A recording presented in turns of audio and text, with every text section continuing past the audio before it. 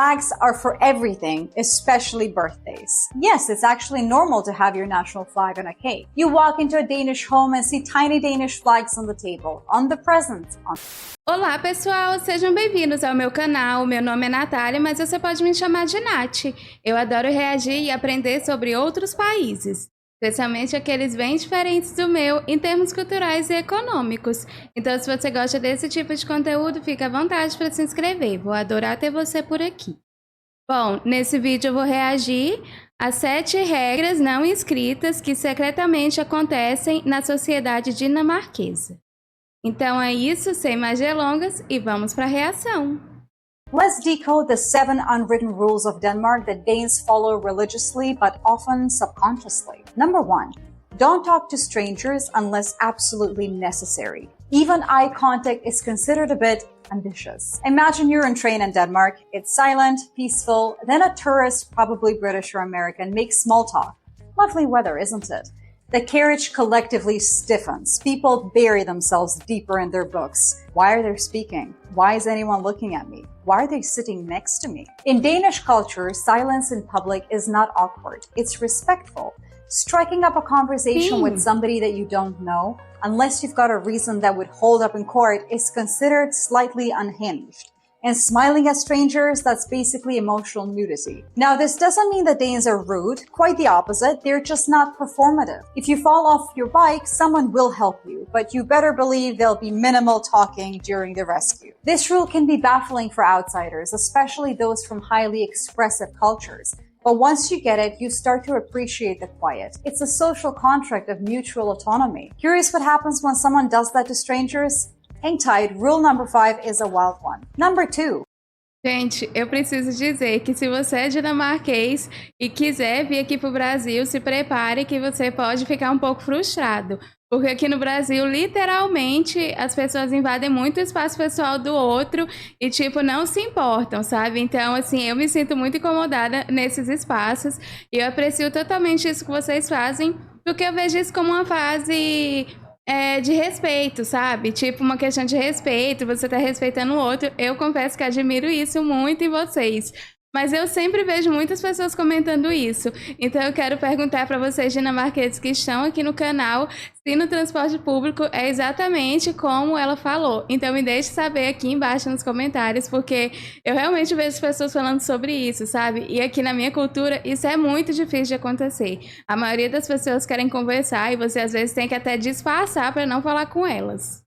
Never sit next to somebody if other seats are free. The Danish law of spatial respect is stronger than gravity. You walk into a nearly empty cafe, there is one table occupied by a lone Dane sipping black coffee and reading Politiken. Every other seat is empty. Do not sit at their table. Unless you're ready for the icy burn of polite discomfort, don't. Danes value their personal space like IKEA values hex keys.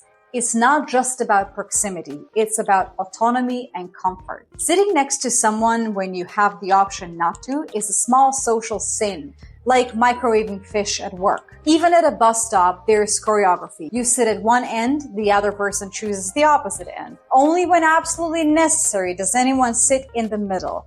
It's like watching social Tetris in slow motion. And if someone does break the rule, people will quietly endure it, but they'll talk about it for days. Gente, mas assim, bom, eu acho que isso não é uma coisa que você deve fazer somente na Dinamarca. Eu acho que isso você deve fazer em qualquer lugar do mundo, porque, tipo assim, onde você vai chegar num lugar que está vazio e simplesmente tem uma pessoa sentada e você vai querer sentar justo no lugar que ela está, sabe? É meio estranho, tipo, eu não faria isso e se alguém fizesse isso comigo, eu acharia super estranho. Então, assim, estranho a pessoa sentar, sabe? Eu não entendo isso. Number 3. Candles are not optional. They are a way of life. Hygge isn't just a vibe, it's borderline religion. Walk into any Danish home, cafe, or government building after 3 p.m. in October and you'll see candles everywhere, real ones. Tea lights, tapered ones, rustic beeswax pillars from that one shop in Nørrebro that smells like elderflower and existentialism. They've got it all. The Danes' candles are about hygge, that warm, cozy feeling often mistranslated as coziness, but more accurately described as emotional insulation. The ritual of lighting candles transforms any space into a hygge zone. Outsiders often think it's overkill, like does your dentist need 7 lit candles in the waiting room? Well, yes, she does. It's not decor, it's emotional infrastructure, especially at the dentist. But here's a twist, most Danes don't even realize how dependent they are on candlelight. Until you take it away. Suddenly the air feels colder, friendships feel less stable, democracy starts to wobble. Number 4, the law of low key. Janteloven isn't a real law, but it might as well be etched into the Constitution. It's a cultural code that says, don't think you're better than anyone else. Don't show off. Don't make success loud. If American culture is built on the idea of personal exceptionalism, Danish culture runs on humility diesel. You can have a PhD, speak 5 languages, and kayak to work, and you'll still just say, I do a bit of this and that. This norm is deeply embedded and it shows up everywhere, from politics to dating. Politicians bike to parliament in the rain. CEOs wear sneakers to meetings, and compliments, super rare, like midsummer sunshine rare. For outsiders, it can feel like people are constantly underselling themselves. For Danes, it's about keeping things equal and modest, no unnecessary waves. But oh, break this rule and brag even slightly, and the social immune system activates. People will not be impressed. They will deeply not care. I made a whole other video about why Danes don't brag. You should definitely check that one out. It is very popular. Number Gente, eu confesso que eu acho isso incrível, porque você ter isso, né, esse tipo de traço, de característica, em pleno século XXI é uma coisa que é muito difícil. Hoje em dia a maioria das pessoas querem se gabar e querem ostentar coisas. Aqui no meu país, por exemplo, é muito comum as pessoas te convidarem quando elas compram alguma coisa, um carro, sabe? Algum móvel, e elas ficam comentando sobre aquilo, fazem reunião e comentam sobre aquilo. Então, assim, eu acho que isso que vocês fazem é muito, muito legal. Eu admiro isso porque é um tipo de característica que está em falta hoje em dia, né? Então, é algo que eu vejo que vocês valorizam e vocês mantêm, e eu acho essa uma tradição linda. 5. Talking to the bus driver is suspicious. Why are you doing that? Are you in danger? In some countries, it's charming to chat up your local driver. In Denmark, it's cause for concern. If you try to talk to the bus driver outside of hey or tuck, you will get looks. From the driver, from the passengers, possibly from a CCTV operator. It's not hostility, it's just structural. Danish bus drivers aren't trained to engage in a friendly banter. They're trained to operate a 10-ton vehicle safely and efficiently, on time. Socializing on the job, that's for after-hours hygge. Leave the people alone. So when a foreigner stands up and asks, how's your day going? The driver will often pause and then reply with something like, is there a problem? Classic Dane. This rule is more subtle than others, but is deeply telling. It illustrates how roles are clear. Gente, aqui no Brasil tem placa no ônibus pedindo para não falar com o motorista. E assim, não é uma regra implícita não, tá? Tiveram que botar uma placa. Então, é curioso como isso é implícito para vocês, mas aqui, literalmente, a gente teve que colocar uma placa para sugerir isso. Clearly defined in Danish society. You're a passenger, they're the driver. We don't blur the line with chit-chat. Just let it be. Number 6, flags are for everything, especially birthdays. Yes, it's actually normal to have your national flag on a cake. You walk into a Danish home and see tiny Danish flags on the table, on the presents, on the cake. You panic briefly. Is this a nationalist rally disguised as a birthday? Nope, it's totally normal. In Denmark, the red and white flag isn't just about patriotism. It's a general symbol of celebration. It's festive, like confetti, but culturally endorsed. This is one of the most surprising things for outsiders, especially from countries where national flags are tied up with politics or war. In Denmark, it's more like, happy birthday, here's a flag and cake, and more flags. Oddly, the reverse is also true. Using the Danish flag in actual political rallies often raises eyebrows, because to Danes, the flag doesn't scream nationalism, it screams somebody baked.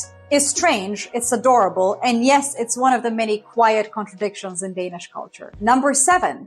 Radical honestly, like too honest. If your haircut is bad, a Dane might just tell you. Gently, but still. Danes have an uncanny ability to say what they think without sugarcoating. Oh, you've gained weight.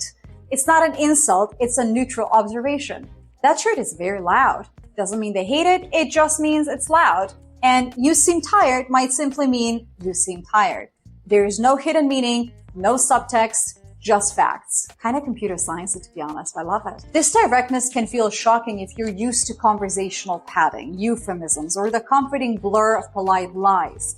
In Denmark, lying, even to protect someone's feeling, is often seen as patronizing. Like, why wouldn't you trust me enough to handle the truth? I'm an adult, so people tell the truth. Straight, clean, no buffer, no performance. This might sound harsh, but here is the twist. It's not meant to be hurtful. It's actually a sign of respect. They've recognized that you're a mature adult. In Danish culture, honesty is kind of social currency. The more direct someone is with you, the more they're signaling that you're on equal footing, that you're an adult, that you're capable of handling unfiltered reality. And it's not just personal. This bluntness is definitely system-wide. In the workplace, performance reviews don't begin with compliments or soft landings. They begin with what you could improve. Not because you failed, but because that's just how progress happens. Meetings are often short, focused, and feedback heavy. No fluff, no posturing, no fake smiles, just efficiency. Even friendships function on this wavelength. If a close Danish friend thinks you're making a mistake, they'll just tell you. No sugar, no passive-aggressive metaphors, just I think this is a bad idea, and you'll probably thank them for it later. To outsiders, especially from more diplomatic or high-context cultures, it can feel abrasive, even surgical, like, do you people feel anything? But once you get used to it, something magical happens. The sting fades. You stop interpreting bluntness as aggression. You start seeing it as efficient, liberating even. You learn to depersonalize feedback and stop second-guessing every word in a conversation. Because here's the thing, Danes may be brutally honest, but they're also incredibly consistent about it.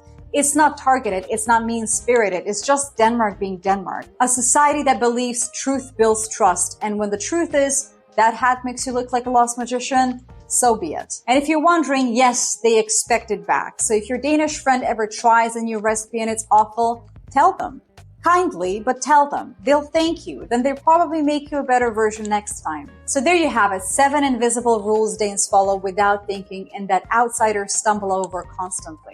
From silent buses to flaming birthday cakes, Denmark is a land of quiet extremes. If you're Danish, you're probably nodding along or furiously writing a comment explaining how you totally talk to strangers on special occasions. If you're not Danish, well, consider this your beginner's guide to the local firmware. Thank you for watching. I'm Elle, and if you're into cultural nuance, dry analysis, and the strange beauty in everyday rituals, Gente, incrível. Eu confesso, assim, que algumas eu já sabia, mas eu fico sempre muito surpresa porque, assim, é muito diferente da minha cultura, né?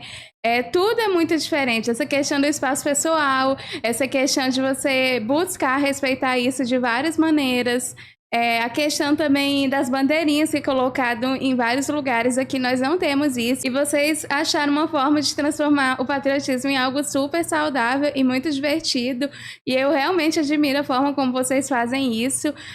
A forma também como vocês lidam com essa franqueza, nesse jeito tão direto de ser, que realmente aprecia a verdade. É muito, muito maduro de vocês. Eu acho que vocês têm um equilíbrio, uma alquimia muito boa entre as coisas, sabe? Um jeito modesto, ao mesmo tempo muito divertido e leve de ver a vida. Eu sempre sinto isso quando reajo aos vídeos da Dinamarca e tudo mais.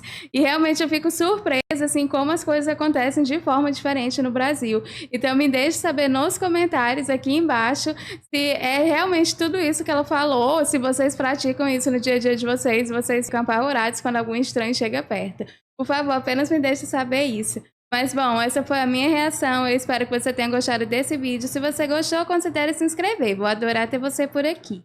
E se você já for inscrito, não esquece de ativar as notificações. Então é isso, obrigada por assistir esse vídeo e nos vemos na próxima reação. Tchau!